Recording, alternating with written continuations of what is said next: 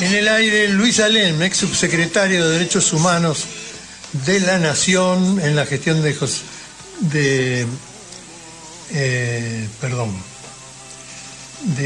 Duhalde y creador de la carrera de Justicia y Derechos Humanos de la Universidad Nacional de Lanús. Bienvenido. A este lo conozco. Buenos días, compañeros, ¿cómo están todos? Uno a veces pregunta eso y no quiere escuchar la respuesta porque generalmente en estos tiempos la respuesta es medio desastrosa, pero ¿qué le vamos a hacer? Sin embargo, uno lo que ve es que la historia, como decía algún tango, ¿no? La historia vuelve a repetirse, ¿no? Pero no es el mismo amor y la misma lluvia, sino que son las mismas cosas que ya pasaron y que parece que no aprendemos, ¿no? Porque fíjense ustedes todo esto del senador Cuadra y todo lo que significa, ¿no? Atrapado con $200.000 en Paraguay, ¿no? A uno le parece mentira que tenga que estar diciendo que los tribunales paraguayos son más eficaces que los argentinos, ¿no? Porque Cuadra tiene una serie de denuncias en Entre Ríos a los cuales no le pasó nada absolutamente. Están ahí tramitando, pero más vale parece que duermen el sueño de los justos. Y uno cuando lo ve no puede menos que volver a otros tiempos, ¿no? A la famosa ley Banelco, por ejemplo, y todo lo que eso significó, ¿no? La compra de votos. Porque detrás de todo esto, ¿qué otra cosa puede haber que eso, ¿no? Es decir, un senador que cambia radicalmente sus cosas, no porque se haya hecho radical, sino porque se pasó del otro lado, y desde ahí de repente ve aumentar su patrimonio en forma vertiginosa y bueno, sí, siempre es culpa de otro, ¿no? Ahora es culpa de la secretaria, ¿no? La chica esta que parece que maneja grandes sumas, ¿no? Y que lo acompaña en varios viajes, porque este era como el quinto viaje que hacían del mismo tipo, ¿no? Entonces, lo que uno se preocupa es, recién lo escuchaba Julio César y también, ¿no? La cuestión de hablar de la justicia. Yo siempre insisto, parece que soy monotemático con esto, que no es la justicia, es el Poder Judicial. Y este Poder Judicial no da respuestas, no da ninguna respuesta y desde hace mucho tiempo. Y seguimos pensando que algún día se va a regenerar. No, esto no se va a regenerar por sí solo. Esto necesita un cambio profundo en el sistema de administración de justicia de nuestro país. Un sistema que se inicia con su formato actual cuando Bartolomé Mitre instala la primera Corte Suprema, ¿no? Con ciertos requisitos, ¿no? Uno, si lee las historias escritas por algunos historiadores del Poder Judicial, va a decir, Mitre no puso a nadie de su partido. En ese momento en realidad no había partidos como los que hay ahora, o con la conformación que hay ahora, si es que todavía esa conformación se puede aplicar, sino que eran más o menos tendencias hacia un lado o hacia otro, o que seguían alguna personalidad. Y Mitre lo que se preocupó fue que todos aquellos que integraban esa Corte Suprema hubieran sido opositores férreos al gobierno de Juan Manuel de Rosas, ¿no? Es decir, había una tendencia muy clara. Incluso al poco tiempo fue designado como presidente de esa Corte Salvador María del Carril, un tipo que contaba, entre otros antecedentes, además de haber sido vicepresidente de Urquiza, con haber sido uno de los ideólogos del asesinato de Orrego por parte de Lavalle. Bueno, ese fue uno de los primeros presidentes de la Corte Suprema de Justicia, ¿no? Y eso marca una tendencia, porque hay un espíritu que impregnó el funcionamiento de las Cortes Supremas que los asoció con el poder, ¿no? Y con lo que era la validación de los mecanismos que el poder utilizó para mantenerse siempre como dueño de los destinos de este país, ¿no? Eso no tiene mucho que ver con lo que dice la Constitución, ¿no? Con un sistema de administración de justicia, ni con lo que la gente imagina. Entonces, cuando hablamos de que vamos a ir a la justicia, no vamos a ir a la justicia, vamos a ir al Poder Judicial. Y la verdad que uno va al Poder Judicial, sobre todo aquellos que hace años que somos abogados y estamos cansados de trajinar los tribunales y de reclamar, la verdad que uno a veces dice, ¿vamos para qué? Si sabemos que vamos a perder. Pero sin embargo hay que ir igual, hay que ir y hay que sostener siempre los reclamos, porque tarde o temprano alguna grieta se abre. Si no, pensemos en lo que fue todo el proceso de memoria, verdad y justicia, ¿no? Ustedes recuerden, cuando Alfonsín asume el poder, saca 2 decretos, uno para enjuiciar a las cúpulas de Montoneros y del ERP, y otro para encargarle al Consejo Supremo de las Fuerzas Armadas que investigue lo que habían hecho las juntas. Y después crea la CONADEP con un grupo de notables que muy pocas cosas tenían que ver, varios de ellos, con la defensa de los derechos humanos. A partir de ahí se abre todo un proceso que se clausura después con las leyes de punto final y evidencia de vida y con los indultos de Menem. Y sin embargo, los organismos de derechos humanos, los familiares de las víctimas y demás, siguieron con sus reclamos aquí ante el sistema interamericano, en los tribunales de otros países, hasta que finalmente llegó un gobierno que los escuchó y que tomó una decisión política que era llevar adelante el enjuiciamiento, y frente a la contundencia de lo que eran los reclamos y las pruebas que lo sostenían, a los propios tribunales que hicieron todo lo posible para hacerse los opas y no investigar nada, tuvieron que abrir el proceso, juzgar y terminar condenando a los genocidas, aunque la mayoría de ellos estén en arrestos domiciliarios que poco tienen de arresto y de condena, ¿no? Pero los procesos se abrieron. Entonces uno tiene que seguir reclamando, pero al mismo tiempo tiene que pensar en cómo hacer que esos reclamos tengan un poco más de efectividad. Yo escuchaba lo que contaba Ornella, ¿no?, sobre Córdoba y la cantidad de marchas que hay. Tal vez el problema es que las marchas, como pasa en todo el país, son fragmentadas, es decir, cada sector que se siente damnificado, y en este gobierno hay multitud de sectores, va y marcha y reclama. Pero si las marchas, en lugar de ser fraccionadas, se unificaran, si hubiera una voluntad de asociarse todos aquellos que se sienten perjudicados, que son, creo, una gran mayoría en este momento en este país, y llevar adelante los reclamos en conjunto, si tomar una decisión conjunta, decir, no, hasta acá, basta, porque si lo hacemos fraccionadamente, ¿qué pasa? Salen, apalean a los jubilados, pero están los jubilados solos, pobres jubilados que no pueden reclamar mucho.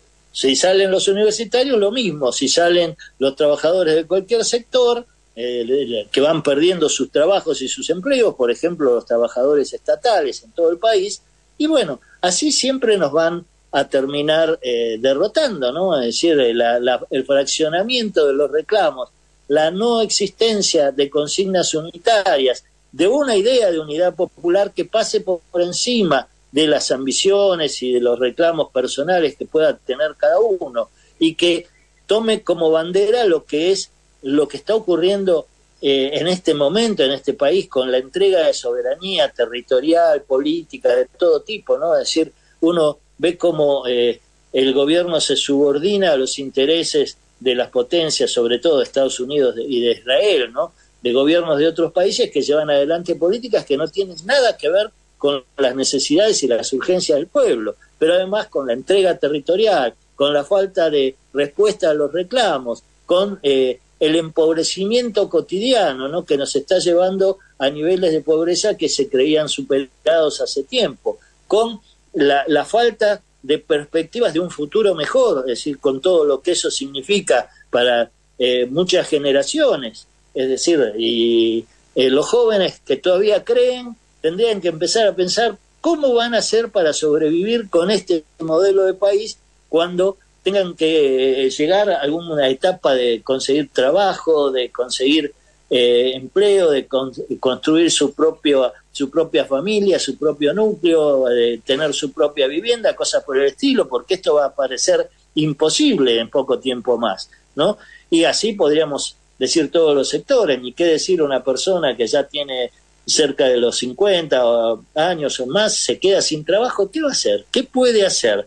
¿Qué es lo que tiene como ofrecimiento para hacer? Nada. Entonces, bueno, si empezamos a pensar... Donde sí, hay miles de personas que quedan en la calle y van a competir con él en un laburo, en buscar un laburo. Sí, claro.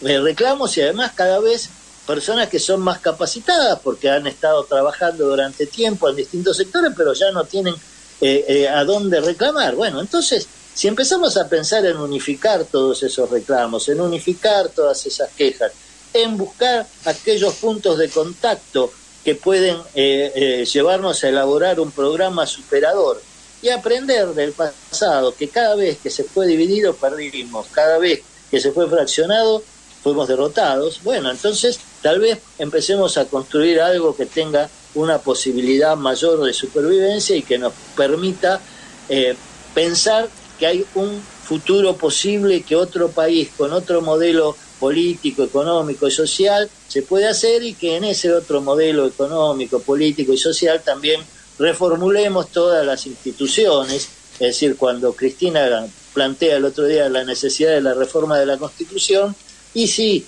es necesaria una reforma de la Constitución.